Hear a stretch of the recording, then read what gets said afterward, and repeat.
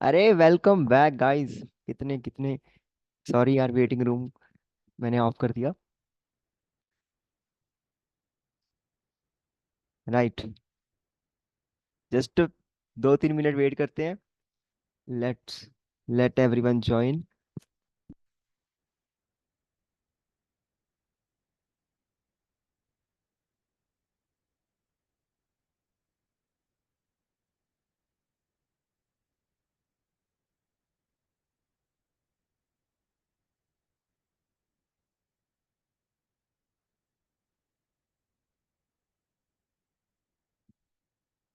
कितनी अच्छी अच्छी एग्जांपल्स मिली हैं आज हमको। जो भी आपने सारी एग्जांपल्स दी हैं वो सारी मैं एक्सेल शीट बना बना रहा हूँ, जो उस पर चढ़ा दूंगा। जैसे कृतिका ने बहुत अच्छी एग्जांपल दी थी कि सेक्शन 8 कंपनी है, जो वो स्पोर्ट्स की कंपनी है, जो बास्केटबॉल की, उसका हॉस्पिटल के साथ उसको अमेलगमेट नहीं करेंगे। उसका वहाँ पे क्या काम, हॉस्पिटल का हॉस्पिटल में जाएगा। स्पोर्ट्स है तो स्पोर्ट्स की लग जाएगी। और वही अगर बिहार का मंदिर है तो बिहार की स्टेट से परमिशन लेनी पड़ेगी। जो कोई नेशनल लेवल पे कर रहा है उसको सेंट्रल गवर्नमेंट की परमिशन लगेगी। सो बहुत ही अच्छी अच्छी एग्जांपल्स मिली हैं, सारी चलाने वाले हैं। जैसे त्रिपुति बालाजी ट्रस्ट, हाँ, जो है उनके काफ़ी नेशनल लेवल पे है। तो वो वाली एग्जांपल अच्छी थी। जितनी भी एग्जांपल्स हमको मिलेंगी वो सारी गैदर करते जाएंगे और अच्छी वाली एग्जांपल्स को एक्सेल शीट पे चढ़ाते जाएंगे, सो दैट हम बाद में देख सकें। राइट। सो आज किसी का टॉपिक रह गया है अभी तक? अगर किसी का रह गया है तो मेरा हैंड रह रेस गया करो। है। तुम्हारा रहता है? ओके। सो उन्नति, you continue with your topic. मेरी आवाज क्लियर आ रही है? एब्सोल्युटली क्लियर उन्नति, गो अहेड। ठीक है। सो हाय गाइस, आई एम उन्नति और मैं एक्सप्लेन करने वाली हूँ प्रमोटर्स। सो बेसिकली कोई भी कंपनी होती है तो उसके पीछे कोई इंसान होता है जिसको पहले उस कंपनी को इनकॉर्पोरेट करने का आइडिया आया होता है, एंड देन उसने उस कंपनी को इनकॉर्पोरेट करने के लिए जो नेसेसरी स्टेप्स होते हैं वो लेता है वो पर्सन। सो बेसिकली उसको ही प्रमोटर बोलते हैं। अब हम लीगल लैंग्वेज में पढ़ते हैं कि सेक्शन 2 क्लॉज 69 एक्सप्लेन करता है प्रमोटर को 4 पॉइंट्स में। नंबर 1, प्रमोटर वो पर्सन होता है जिसको प्रमोटर नेम किया गया हो कंपनी के प्रोस्पेक्टस में। नंबर 2, उसको आइडेंटिफाई किया होगा इन कंपनी के एनुअल रिटर्न में। देन जिसका कंपनी के अफेयर्स पे कंट्रोल होगा, चाहे डायरेक्टली हो या इनडायरेक्टली हो, वो कंपनी के अफेयर्स को कंट्रोल करेगा। देन जो बोर्ड ऑफ डायरेक्टर्स होंगे कंपनी के, वो उसकी एडवाइस, डायरेक्शंस एंड इंस्ट्रक्शंस पे एक्ट करेंगे। सो इसको हम एक एग्जांपल की हेल्प से समझते हैं। फॉर एग्जांपल हमारी कंपनी है, लाइक जो हमारा ग्रुप है उसको कंपनी अज्यूम कर लेते हैं, CA rankers private limited. So let's assume कि अंकुश को आइडिया आया था उस कंपनी को इनकॉर्पोरेट करने का, एंड देन उस कंपनी को इनकॉर्पोरेट करने के लिए जो नेसेसरी स्टेप्स थे वो उसने लिए। So he will be considered as the promoter of that company. Let's assume कि हम लोग उस कंपनी के बोर्ड ऑफ डायरेक्टर्स हैं। सो अंकुश का नाम कंपनी के प्रोस्पेक्टस में आएगा, कंपनी के एनुअल रिटर्न में आएगा। वो कंपनी के जो अफेयर्स होंगे उनको कंट्रोल करेगा। डायरेक्टली भी कर सकता है, किसी और पर्सन के थ्रू भी कर सकता है। एंड जो हम सब हैं, बोर्ड ऑफ डायरेक्टर्स हैं, वो उसकी एडवाइस, डायरेक्शन और इंस्ट्रक्शंस के अकॉर्डिंग काम करेंगे। सो कॉन्सेप्ट बेसिकली यही है प्रमोटर्स का। देन कुछ पॉइंट्स टू रिमेम्बर है, जैसे कि for example we have Anushka. उस वो एक चार्टेड अकाउंटेंट है, हमने उसको अपॉइंट किया है कि वो हमारी हेल्प करेगी कंपनी को इनकॉर्पोरेट करने में। सो उसके बदले हम उसको एक फीस देंगे। सो इस केस में वो Anushka will not be considered as a promoter of our company, क्योंकि वो प्रोफेशनल कैपेसिटी में काम कर रही है। So she will not be. अगर कोई पर्सन प्रोफेशनल कैपेसिटी में काम कर रहा है ये सब, तो उसको हम प्रमोटर नहीं मानेंगे। देन एक और पॉइंट है कि अगर जरूरी नहीं है कि जो पर्सन कंपनी को इनिशियल फेज में प्रमोट करने में हेल्प करेगा वो ही प्रमोटर होगा। अगर कोई बाद में कंपनी को कैपिटल अरेंज करने में प्रमोटर मान सकते हैं। Then let's move ahead. ये जो प्रमोटर होता है उसकी म्यूट हो गए कुछ थे आप, ड्यूटीज सॉरी। होती हैं जो। आई एम सॉरी, म्यूट हो गए थे आप। सो ये पॉइंट बता रही थी कि अगर कोई बाद में फाइनेंस रेज करने के लिए हेल्प करेगा कंपनी को तो उसे भी प्रमोटर कंसिडर किया जाएगा। यस, कंटिन्यू उन्नति। देन प्रमोटर की कुछ ड्यूटीज होती हैं, लाइक जो उसको फॉलो करनी है, कुछ चीजें जो उसको फॉलो नहीं करनी। लाइक फर्स्ट की, उसको कंपनी के एक्सपेंसेस पे कोई भी सीक्रेट प्रॉफिट अर्न नहीं करना। कि मतलब कि कंपनी को इनकॉर्पोरेट करने में फॉर एग्जांपल 50,000 रुपीज का एक्सपेंडिचर आ रहा है, बट वो हमसे 60,000 ले रहा है, 10,000 वो सीक्रेट प्रॉफिट अर्न कर रहा है, so that is not allowed. Then second कि उसको फुल एंड फेयर डिस्क्लोजर करना है सारी ट्रांजेक्शन्स का कंपनी को। बट अगर वो कोई सीक्रेट प्रॉफिट अर्न कर रहा है तो कंपनी उसके अगेंस्ट कुछ रेमेडीज ले सकती है, मतलब कि वो कंपनी उसके लिए लाइक जो कॉन्ट्रैक्ट है प्रमोटर के साथ उसको रिसाइन कर सकती है। सेकंड, जो उसने सीक्रेट प्रॉफिट अर्न करा है वो उससे रिकवर कर सकती है कंपनी। एंड थर्ड, वो उसको सू भी कर सकती है ब्रीच ऑफ ट्रस्ट के केस में। देन अब आपको लगेगा कि जो प्रमोटर है वो इतने सारे काम कर रहा है कंपनी को इनकॉर्पोरेट करने के लिए, सो उसको कोई रेम्यूनरेशन मिलनी चाहिए या फिर जो उसने एक्सपेंसेस इनकर करे हैं वो उसको रीइम्बर्स होने चाहिए। बट लॉ में उसको ऐसा कोई राइट नहीं दिया गया है कि वो कोई रेम्यूनरेशन रिसीव करे या फिर उसको जो एक्सपेंसेस है वो उसको रिकवर करे, जब तक कि कंपनी ने उसको लाइक इनकॉर्पोरेट होने के बाद इस चीज के लिए कॉन्ट्रैक्ट किया है। बिकॉज जब वो सब एक्सपेंसेस इनकर कर रहा है तब कंपनी एग्जिस्टेंस में ही नहीं है। कंपनी तब तक इनकॉर्पोरेट नहीं हुई तो उन एक्सपेंसेस के लिए कंपनी लायबल नहीं होगी। बट अगर कंपनी बाद में इनकॉर्पोरेट होने के बाद कॉन्ट्रैक्ट करती है then the company will be liable to pay him the remuneration as well as the expenses. Then the last point is कि अगर आर्टिकल्स प्रोवाइड करते हैं, आर्टिकल्स ऑफ जो कंपनी में लिखा है कि कंपनी को रेम्यूनरेशन देनी होगी प्रमोटर को या फिर एक्सपेंसेस रीइंबर्स करने होंगे, then also the company is not liable, मतलब बाइंडिंग नहीं है ये प्रोविजन भी कंपनी के ऊपर। It is up to the company whether it wants to give the remuneration or not. So this is it, guys, for promoters.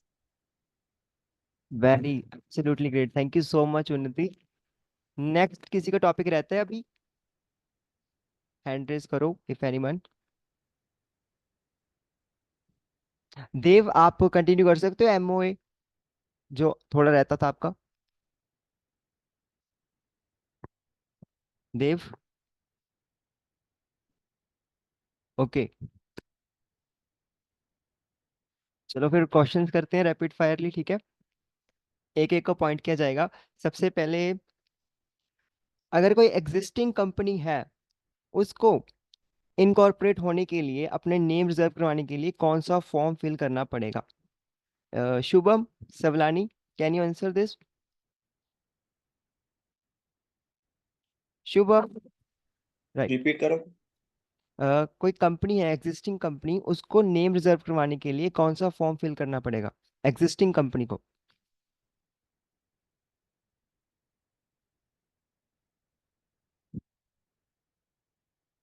Okay, 5 seconds थे। Anyone next? Anushka, can you answer this? Existing company को form fill करवाने के लिए कौन सा form fill करना पड़ेगा existing company को इनकॉर्पोरेट होने के लिए? एग्जिस्टिंग कंपनी को नेम चेंज करवाने के लिए कौन सा फॉर्म इनकॉर्पोरेट करवाना पड़ेगा? I am sorry, existing company को नेम चेंज करवाने के लिए कौन सा फॉर्म फिल करना पड़ेगा? Anyone can answer this? Okay, इसका आंसर है run, RUN, run. Next question. कितने माहिर हो आप लोग। ओके, जो न्यू कंपनी है इनकॉर्पोरेट, न्यू कंपनी को इनकॉर्पोरेट होने के लिए कौन सा फॉर्म फिल करना पड़ेगा? Uday, can you answer this? New company को इनकॉर्पोरेट होने के लिए कौन सा फॉर्म फिल करना पड़ता है? Yes, spice, spice plus, right. Name incorporate करवाने के बाद, न्यू नेम रिजर्व करवाने के बाद वो कितने दिन तक न्यू नेम रिजर्व रहता है? Uday, you are not I audible. guess 20. 20 days, right. Okay, अभी जिनके जिनके टॉपिक्स हुए थे वो पिक कर सकते हैं। उदय, आपका जो टॉपिक था उसमें से आप क्वेश्चंस रैपिड फायरली किसी से पूछ सकते हो जो आज आपने किया था।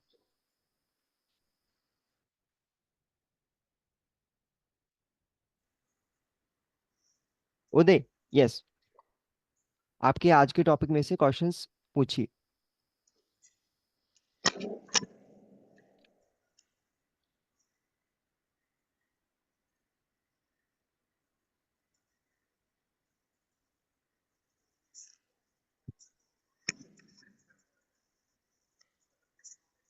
यू आर नॉट ऑडिबल उदय।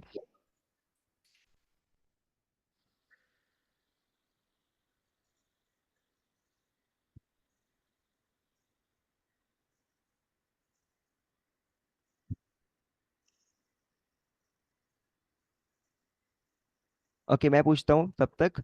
जब कंपनी के मिनिमम मेंबर कम हो जाएं, जैसे पब्लिक कंपनी है, उनको 7 मेंबर्स की रिक्वायरमेंट होती है, लेकिन 6 हो जाए तो कितने डेज बाद, मतलब कितने दिन का टाइम मिलता है उनको टू नए मेंबर्स को लेके आने का? वेदांत, 180। Yes, that is correct answer. मतलब विद इन 6 मंथ्स 180 डेज का टाइम मिलता है उनको न्यू मेंबर को अपॉइंट करने। अगर वो न्यू Hello. मेंबर, हाँ Uday, you are audible, yes, go ahead. No, no, I am Vedant. Oh Hello, Radha sorry, Radha. Am I audible? Yes Vedant, perfect. Actually आपने आज जो वो पेपर भेजा था एमसीक्यूज का, मेरे को वो एमसीक्यूज पर एक डाउट आ गया बहुत गंदा वाला। राइट, बताओ मैं ये उस can you share the screen share, can you do screen share of that particular question if you can? Right, let me.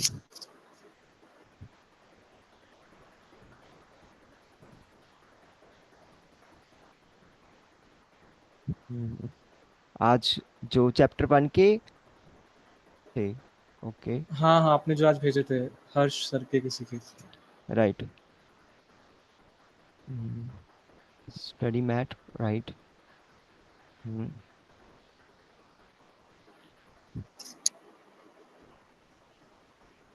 ये रहे।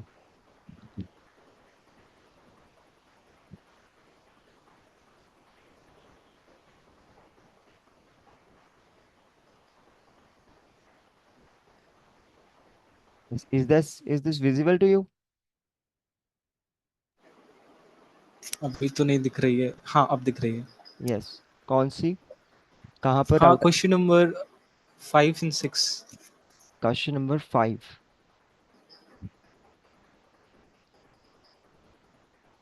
क्वेश्चन क्लियर है, आपको दिख रहा है? क्या आप रीड कर सकते हो क्वेश्चन हाँ को? हाँ, कहाँ क्वेश्चन पर, क्लियर कहाँ है। पे डाउट आया है? यहाँ पे मेरे को डाउट, यहाँ पे देखो, यहाँ पे जो लिखा हुआ है ना, रक्षा एंड रजनीश के बाद ये जो लिखा है another 3 shares are hold by Vishnu and Vishal, ये जॉइंटली इनने होल्ड किया है कि इनने अलग अलग होल्ड किया है? 1200 शेयर्स लाइक बाय बहुत क्लेरिफाइड नहीं है वहाँ पे।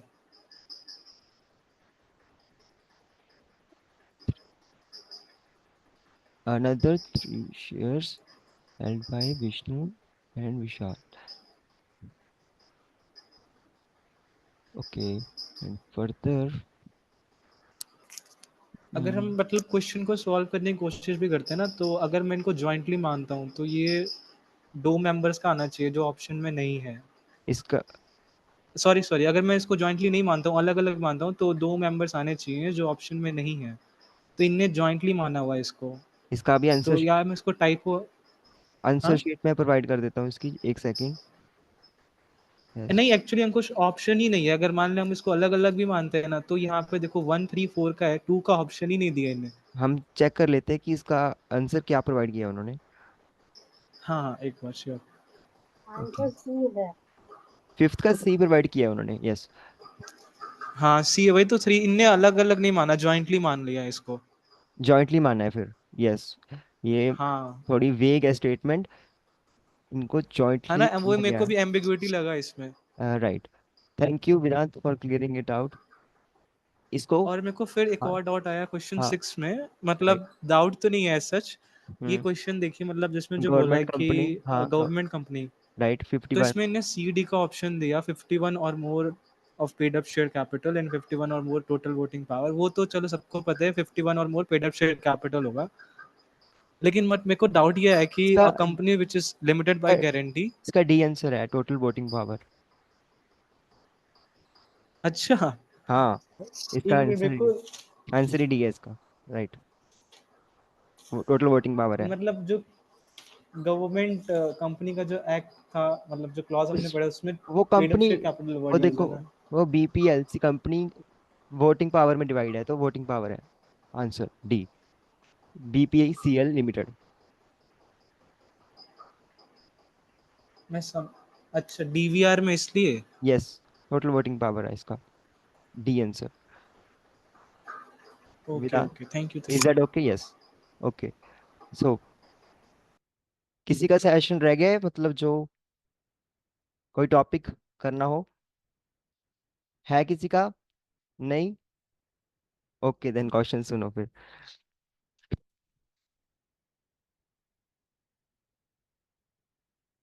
एमओए क्या होता है कंपनी का? क्वेश्चन थोड़ा वेग है बट आपको आना चाहिए। देव। चार्टर। Yes, charter.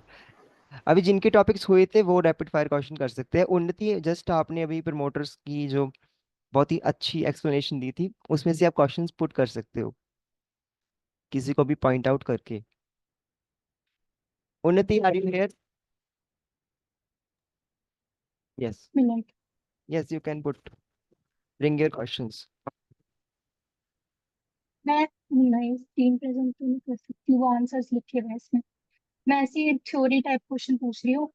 अगर कंपनी के आर्टिकल में बोला है कि जो प्रमोटर है कंपनी का, उसको हमें रेम्यूनरेशन पे करनी है एंड उसके जो एक्सपेंसेस है उन्हें रीइंबर्स करना है, तो कंपनी का क्या इस पे एक्शन होगा?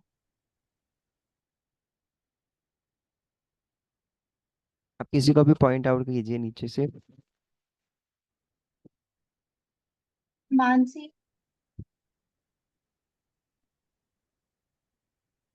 Mansi, can you answer this question?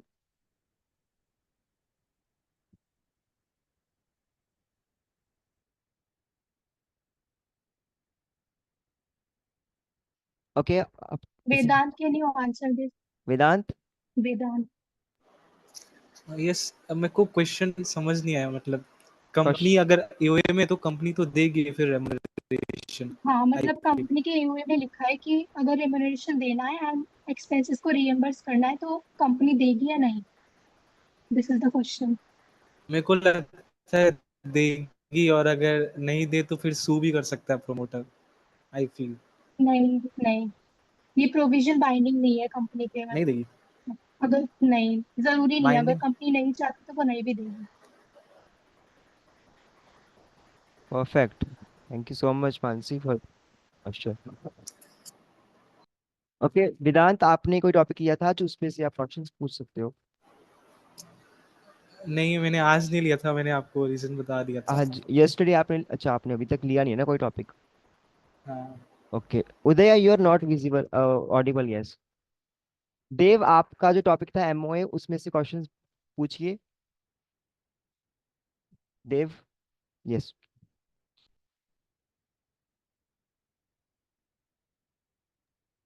So my question is to all you guys is I have a company to incorporate and I have a suggestion for the name and the suggestions are Republic of India Private Limited and second is the Bureau of India Private Crime Investigation Bureau of India Private is both company को हम incorporate कर सकते हैं क्या? Can you repeat the options? No, Vedant said no. Option सही है। सही है। एनी और मोर क्वेश्चंस?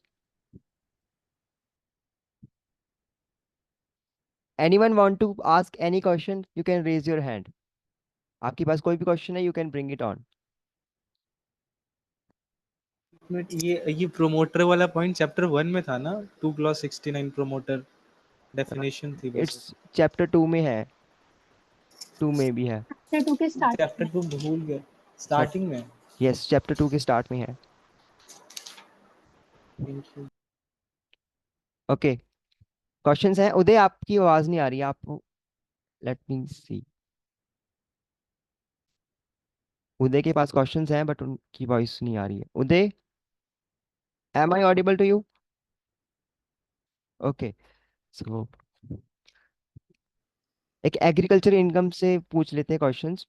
सो टी की जो पीजीबीपी इनकम होती है वो कितनी होती है? Anyone can raise your hand.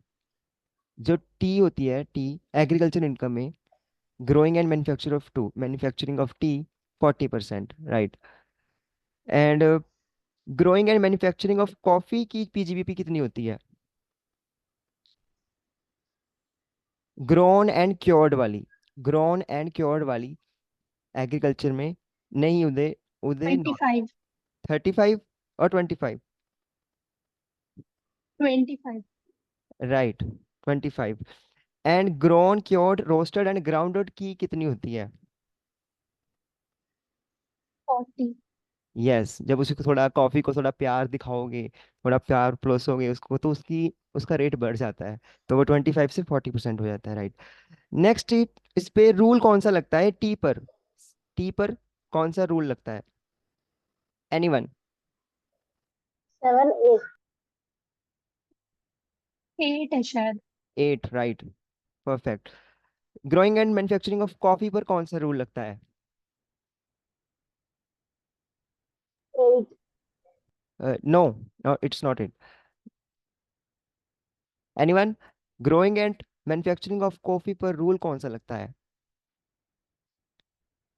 It's 7B। Okay. Growing and manufacturing of rubber पर पीजीबीपी की परसेंटेज कितनी है? 35। 35%, यस। इस पर रूल कौन सा लगता है? Growing and manufacturing of rubber, 7, 8। right, yes, 7A, perfect. So, okay, next अभी मैं डिफरेंस एक्सप्लेन करने जा रहा हूँ न्यू रिजीम और ओल्ड रिजीम का। इसको, ये टॉपिक को किसी ने लिया ही नहीं, पता नहीं क्यों। ओके, तो देखो, ओल्ड रिजीम और न्यू रिजीम में क्या डिफरेंस है। बेसिक डिफरेंस यही है कि गवर्नमेंट चाहती है हम न्यू रिजीम को यूज करें, वही उन्होंने डिफॉल्ट रिजीम इसीलिए बनाई है। और न्यू रिजीम में उनको कैलकुलेशंस को इजी करना था, इसीलिए जो छोटे मोटे डिडक्शंस है, जो छोटा मोटा तामझाम था, वो सारा काट दिया है। जैसे कि जैसे कि एचआर में एचआर की एग्जम्पशन मिलती थी, जो वो अभी नहीं है न्यू रिजीम में, राइट। जो नेक्स्ट, जो चिल्ड्रन एजुकेशन अलाउंस था, 100 rupees per child per month, वो भी खत्म कर दिया है न्यू रिजीम में। नेक्स्ट क्या खत्म किया है? चिल्ड्रन हॉस्टल अलाउंस, जो 300 पर मंथ पर चाइल्ड था अप टू 2, वो भी खत्म कर दिया है। फिर फूड बेवरेजेस में जो अप टू 50 रुपीज पर मील की एग्जाम्पशन थी, वो भी खत्म कर दी है न्यू रजीम में। एलटीसी जो एग्जाम्प्ट हुआ करती थी, वो भी न्यू रजीम में उसकी एग्जाम्पशन नहीं मिलती है। अभी मुझे कोई ये बताएगा कि न्यू रजीम में प्रोफेशनल टैक्स जो है वो है या नहीं? Answer this question. New regime में प्रोफेशनल टैक्स है या नहीं? नहीं। प्रोफेशनल टैक्स इनकम में ऐड होती है, नहीं, इनकम में ऐड कर दिया रिडक्शन नहीं जाता है मिलती। उसको, उसकी डिडक्शन नहीं मिलती है, right. So professional tax new regime में खत्म कर दिया गया है। एजुकेशन एंटरटेनमेंट अलाउंस है न्यू रजीम में या नहीं? Vedant, entertainment allowance new regime में है, जो 5000 का गवर्नमेंट एम्प्लॉयज को मिलता था। न्यू रजीम की बात हो रही है। वेदांत, आंसर दिस। नो। नहीं है। Okay, forgot. वेदांत फॉरगॉट नहीं है। मानसी, किसने बोला था? राइट, नहीं है। नेक्स्ट, क्या न्यू न्यू रजीम में स्टैंडर्ड डिडक्शन मिलती है 50,000 की? Anyone? Yes. Yes, perfect. So ये मेरे क्वेश्चंस थे। अभी हमने क्या करना है, वैसे ना मेरी बहुत सारे फाइनल स्टूडेंट से भी बात चल रही है, सो स्लोली स्लोली क्या होगा, you can ask later on Vedant. अभी धीरे धीरे क्या होगा, फाइनल स्टूडेंट्स भी आया करेंगे यहाँ पे अपना टॉपिक लेकर, और हम उनसे ना जबरदस्ती टिप्स भी निकलवा लिया करेंगे कि आप कैसे पास हुए थे। सो रैंक सबका आएगा, बट आएगा उसका ही, लेवल सबके निकलेंगे, आएगा उसका ही जो यहाँ पे खड़ा रहेगा एंड तक, ठीक है। Yes Dev, you can share it. I have a case study. Yes Dev. So I, on the topic of memorandum of association, I have a case study. If you want to write, just write it down now. And I have 3 questions on it. If you want to solve it right now. So case study is like this: XYZ Private Limited, incorporated under the Companies Act 2013, has the following in its MOA. Name clause says that XYZ Private Limited is named as XYZ Private Limited. Okay. Registered office clause states Mumbai, Maharashtra.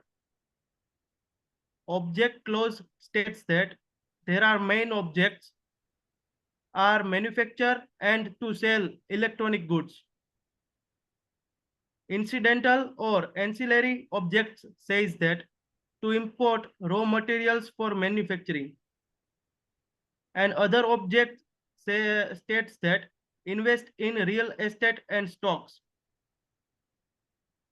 Liability clause states that liability limited to the amount unpaid on shares.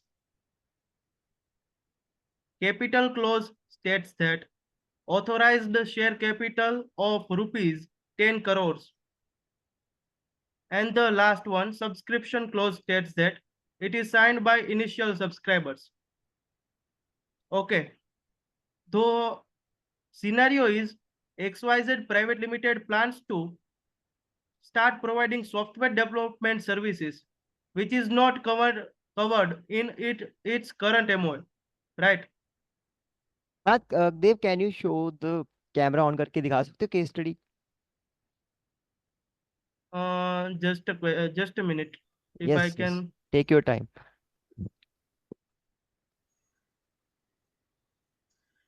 Signed by.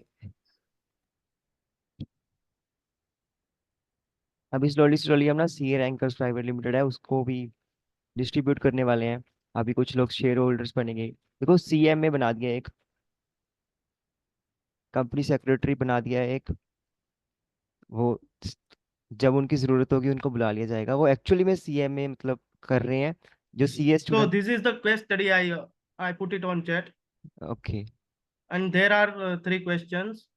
If you all can answer that. So chats में check कीजिए, देव ने case study डाल दिया, right?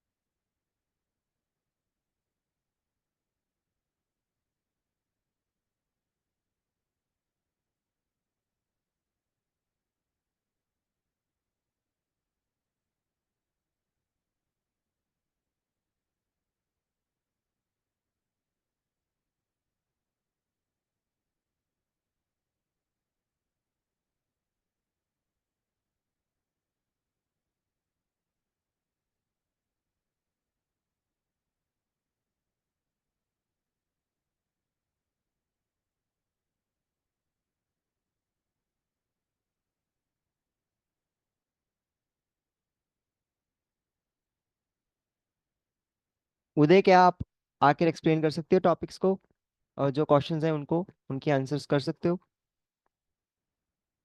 Uday, unmute and answer the questions. Doctrine of ultra vires क्या क्या scene है यहाँ पे, बताओ.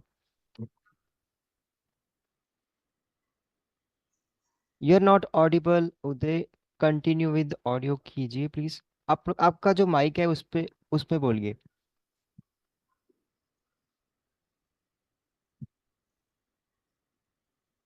You are not audible. Okay, Dev आप ही एक्सप्लेन कर दीजिए, क्वेश्चंस के आंसर्स कर दीजिए. Okay, let me answer one by one. The first question is, can XYZ Private Limited legally start providing software development service under its current MOA? Why or why not? So answer is the no. XYZ Private Limited cannot legally start providing software development services under its current MOA because the object clause does not include software development, and doing so would be the ultra wires beyond its powers.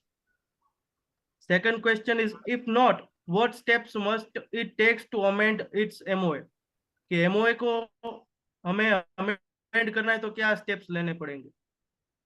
To amend the MOA, XYZ Private Limited must pass a board resolution proposing the amendment. Second, obtain shareholders' approval through a special resolution at a general meeting. Third is to file the altered MOA with the Registrar of Companies using the prescribed forms. And the last one is the receive approval from the register of companies for the amendment. And the last question is, what are the implications of starting a new business activity without amending the MOA? कि हम MOA को amend किए बिना हम अगर नई activity शुरू करते हैं तो उसके क्या लीगल कॉन्सिक्वेंसेस होंगे? The first legal consequences are legal actions for ultra vires activity, void and unenforceable contracts, personal liability for directors, penalties from regulatory authorities, shareholders disputes and potential lawsuits, and the damage to the company's reputation and credibility. This is all, guys. Thank you so much Dev. अभी मैं questions put करने जा रहा हूँ जो पहले chapter से थे। सो फर्स्ट क्वेश्चन है, which of the following is true in relation to OPC? 1. OPC can have only one member and only one director. Option B. OPC has minimum one member and minimum one director. Option C. OPC can have only one member but minimum one director. या option D, OPC can have only one director but minimum one member. Option repeat कर देता हूँ। OPC can option A, OPC can only have one member and only one director. Option B, OPC can minimum one member and minimum one director. Option C, OPC can only one OPC can have only one member but minimum one director, या option D, OPC can have only one director but minimum one member. Aisha, answer this. C. Option C. Option C. Option C. C is OPC can have only one member but minimum one director. So इसको explain कर दीजिए आयशा जल्दी से हिंदी में।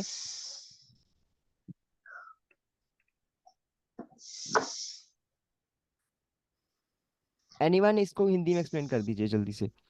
नंदिनी, इसको explain कर दीजिए। Yes, OPC में सिर्फ एक ही मेंबर हो सकता है, the name suggest, but director maximum 15 हो सकते हैं, इसलिए one minimum director and only one member. It's a word game. Perfect, thank you so much Nandini. So minimum 15, maximum 15 directors हो सकते हैं। Okay, next question. In case of a company limited by guarantee, the liability of members can be enforced. Option A, at the time when the company so decides. Option B, only at the timing of winding up of the company. Option C, only by an order of NCLT. या option D, only by order of ROC. Unnati will answer this.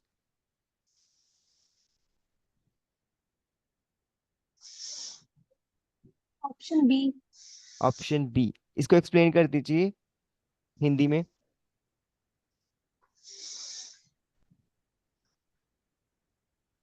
That company में मतलब जिस members की liability limited by guarantee होगी उनको हम वो liable होंगे at the time of wound up, मतलब जब कंपनी वाइंड अप होगी तभी हम उनसे उनका जो अमाउंट है वो कॉल कर सकते हैं। yes, thank you so much, perfect. हाँ, बंद करो जरा। Okay, so next question. Which of the following is true in relation of private company? It provides the transfer of shares and invitation to public to subscribe its securities. Option B, it restricts the transfer of shares and invitation to public to subscribe its securities.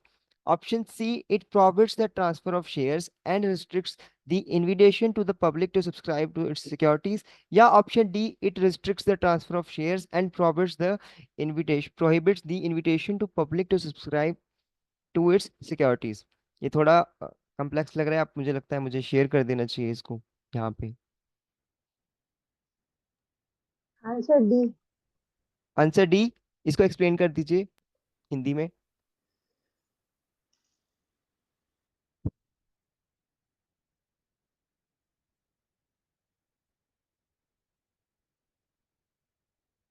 Private company में share transfer नहीं किया जा सकते हैं, वो restrict किए होते हैं। और ये प्राइवेट कंपनी में पब्लिक थ्रू सब्सक्राइब करने के लिए नहीं दिया जाता है सिक्योरिटीज। प्राइवेट कंपनी में प्राइवेट सिक्योरिटीज को ही private people are only going to allot them, public नहीं कर सकती इसमें ना। यस। अभी एक और question, can OPC convert itself into section 8 company? Uday, you are audible now. No, it can't. Yes. Can I OPC? have one question here. Yes, you have question, bring it on. In formation of an OPC company, is it necessary for a nominee to be a resident of India? Repeat the question, repeat the question. In formation of an OPC company, is it necessary for a nominee to be a resident of India? Okay. No. No. इसको explain कर दीजिए। Can be a citizen और non citizen also. Sorry. Natural person और Indian citizen होना जरूरी है, resident अगर नहीं भी होगा तो चलेगा। हाँ, Correct. राइट। फिर से रिपीट कर देना इसी लाइन को उन्नति, एक शॉट और। ओपीसी का जो मेंबर या नॉमिनी होगा उसको एक नेचुरल पर्सन होना चाहिए एंड इंडियन सिटीजन होना चाहिए। अगर वो रेजिडेंट है या नहीं है उससे ज्यादा कुछ फर्क नहीं पड़ेगा।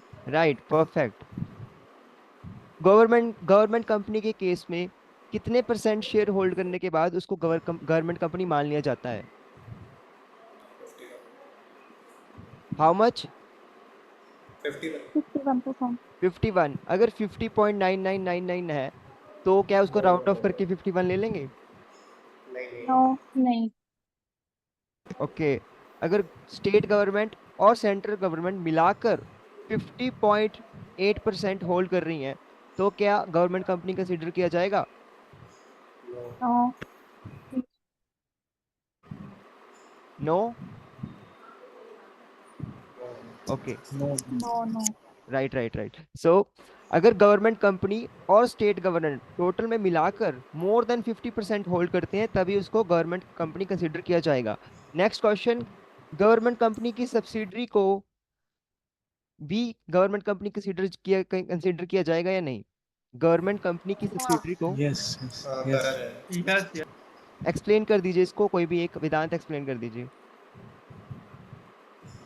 जो गवर्नमेंट कंपनी की सब्सिडरीज होती हैं वही सब्सिडी का तो वही डेफिनेशन चलेगा कि एटलीस्ट 50% होना चाहिए।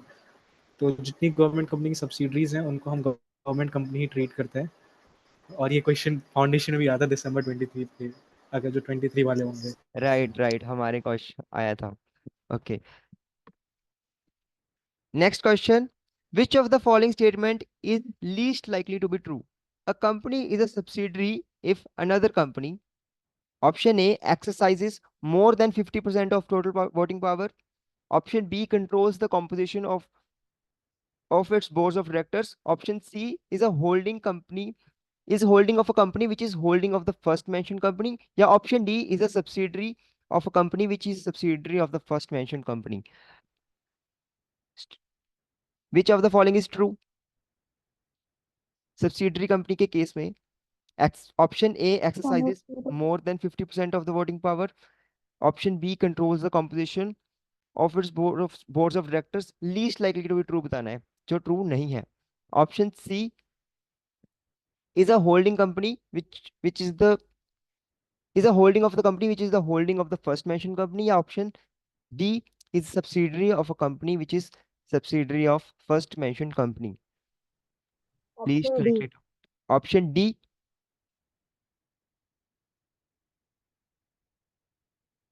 किसने बोला था? एक्सप्लेन कर दीजिए जल्दी से। Option D is the correct answer, is a subsidiary of a company which is a subsidiary of the first mention company. बाकी ऊपर वाले तीन ज्यादा वो हैं। सो अभी मीटिंग खुद 40 मिनट्स हो चुके हैं और पता भी नहीं लगा, और अपने आप ही बंद हो जाएगी meeting. I am so sorry. अभी स्लोली स्लोली टाइम को इंक्रीज करेंगे। आज जैसे 80